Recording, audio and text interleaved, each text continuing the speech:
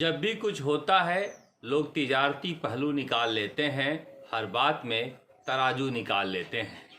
देश भयावह त्रासदी से गुजर रहा है और इस बीच कई लोग इसे मुनाफाखोरी का मौका देख रहे हैं।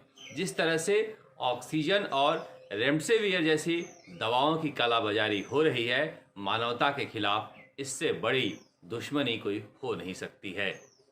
अब तो कांग्रेस पार्टी और कांग्रेस पार्टी के अंतरिम राष्ट्रीय अध्यक्षा सोनिया गांधी ने भी केंद्र सरकार पर मुनाफाखोरी करने का आरोप लगा दिया है। कांग्रेस का कहना है कि जिस तरह से वैक्सीन बेचा जा रहा है, सरकार इस त्रासदी में भी कमाने का मौका खोज रही है। केंद्र सरकार ने कहा है कि 50% वह वैक्सीन देगी और 50% राज्यों को खरीदना पड़ेगा।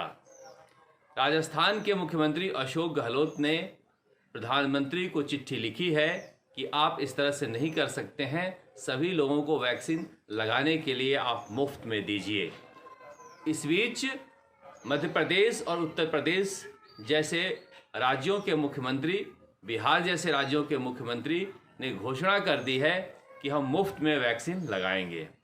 अब ऐसा न हो कि हम केंद्र से लड़ते रहे और वो लोग अपना पैसा जमा कराकर वैक्सीन कंपनियों से खरीद लें, क्योंकि राजस्थान में अगर देखें तो 18 साल से ऊपर के 2,90,00,000 लोग हैं जिन्हें वैक्सीन लगाना है। वैक्सीन की किल्लत पहले से चल रही है। ऐसे में जब केंद्र ने यह घोषणा की है कि 150 रुपये की जो वैक्सीन हम खरीद कर आपको मुफ्त में दे रहे थे, वो अब अस्पतालों को 600 रुपये में मिलेंगे और सरकार को 400 रुपये में मिलेंगे।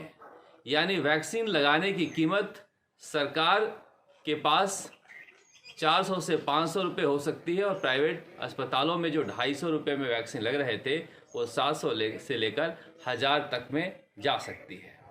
इसी बात को लेकर कांग्रेस शासित राज्यों के मुख्यमंत्री और कांग्रेस पार्टी के नेता विरोध कर रहे हैं, जबकि बीजेपी शासित राज्यों के मुख्यमंत्री कह रहे हैं कि हम मुफ्त में वैक्सीन लगाएंगे।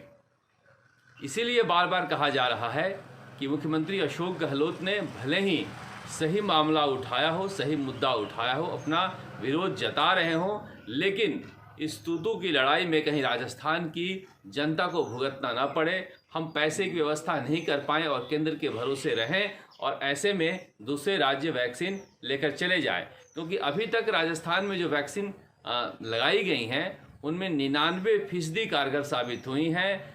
करीब 1.25 करोड़ लोगों को वैक्सीन लगाया गया, जिसमें से करीब 5,000 के आसपास लोग ही दोबारा इन्फेक्ट हुए हैं, बाकी लोगों पर इन्फेक्शन दोबारा नहीं हुआ है। इसीलिए कहा जा रहा है कि राजस्थान सरकार अगर केंद्र नहीं मानती है तो कहीं से भी पैसे की व्यवस्था करे और अपने लोगों के लिए वैक्सीन खरीदे।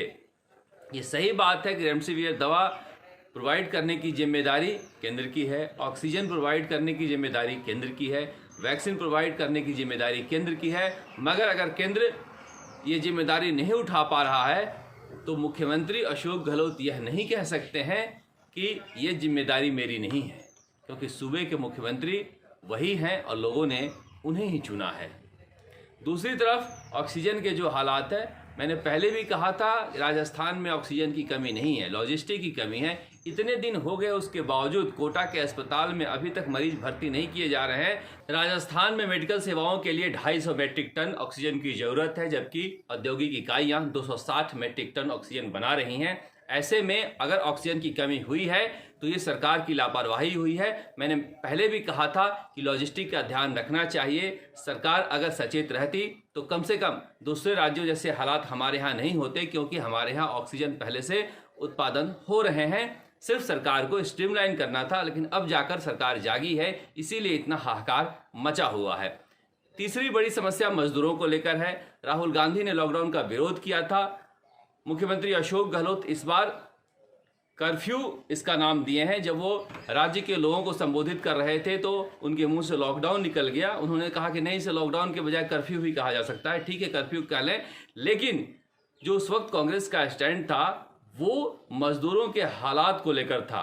वही कमोबेश हालात राजस्थान में बने हुए हैं। आप जयपुर रेलवे स्टेशन पर चले जाइए, सिंधी कैंप बस स्टैंड चले जाइए, जोधपुर चले जाइए, भरतपुर चले जाइए, दौसा, बाड़मेर, जैसलमेर, चित्तौड़गढ़, झुंझुनू, हर जगह मजदूरों का तांता लगा हुआ है, कारवां गुजर रहा है।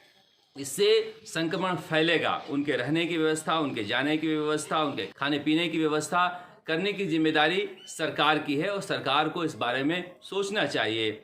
एक अलग और बात है कि पिछली बार जब संक्रमण के दौरान वो चले गए थे तो व्यवसायियों को बस लेकर जाना पड़ा था उन्हें लाने के लिए, क्योंकि उनके जाने से औद्योगिक इकाइयों में उत्पादन बंद हो जाता है और सप्लाई चेन टूट जाता है। इसलिए राज्य में सप्लाई चेन मेंटेन करने के लिए भी उनका यहाँ रहना जरूरी है।